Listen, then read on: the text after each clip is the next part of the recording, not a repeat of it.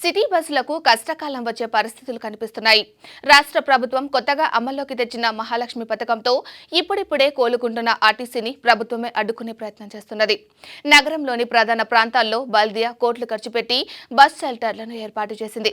అయితే ఆయా ప్రాంతాల్లో ప్రయాణికులు ఎక్కడం దిగడం కోసం బస్సులను ఆపవద్దంటూ ట్రాఫిక్ సమస్య పేరుతో పోలీసులు అభ్యంతరాలు పెడుతున్నారు. ఈ విషయంలో ఆర్టీసీ డ్రైవర్లపై ఒత్తిడి కూడా తెస్తున్నారు. మహాలక్ష్మి పథకంతో ఆర్టీసీ బస్సుల్లో అధిక సంఖ్యలో మహిళలు ప్రయాణిస్తున్నారు. దీంతో ఆర్టీసీకి ఆదాయం కూడా పెరిగింది. ఈ నేపథ్యంలోనే ఒకవైపు ఉచిత బస్సు ప్రయాణ సౌకర్యాన్ని కల్పిస్తూనే బస్సులను ఎక్కడ పడితే అక్కడ ఆపొద్దంటూ ఆంక్షలు పెట్టడం ఏమిటని పలువురు ప్రయాణికులు ప్రశ్నిస్తున్నారు. నగరంలో జూబ్లీ హిల్స్, బంజారా హిల్స్, హైటెక్ సిటీ, రాయదుర్గం వంటి అనేక ప్రధాన ప్రాంతాల్లో ట్రాఫిక్ జామ్లు అవుతున్నాయని, దానికి ఆర్టీసీ సిటీ బస్సులే కారణమవుతున్నాయని పోలీసులు చెబుతున్నారు.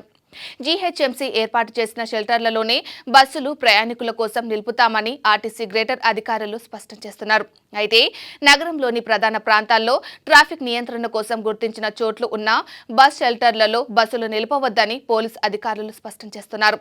దీనిపై ప్రభుత్వం తుది నిర్ణయం తీసుకుంటే దాని ప్రకారమే బస్ షెల్టర్లలో బస్సులు నిలిపాలా లేదా అనే దానిపైనే ఆర్టీసీ యాజమాన్యం కూడా నిర్ణయం తీసుకుంటుందని చెబుతున్నారు.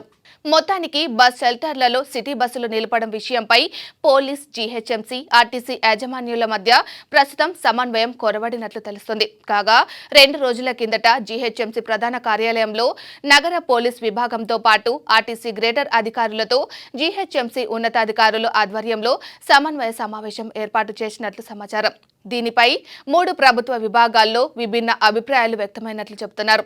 అయితే ప్రయాణికులు మాత్రం తమకు అందుబాటులో బస్ షెల్టర్లు ఏర్పాటు చేయడం వల్ల ప్రయాణ సౌకర్యవంతంగా ఉంటుందని, లేదంటే ఆటోలు, ఇతర ప్రైవేట్ వాహనాల్లో వెళ్లాల్సి ఉంటుందని, ఇది తమకు తలకు మించిన ఆర్థిక భారంగా మారుతుందని ఆవేదన వ్యక్తం చేస్తున్నారు.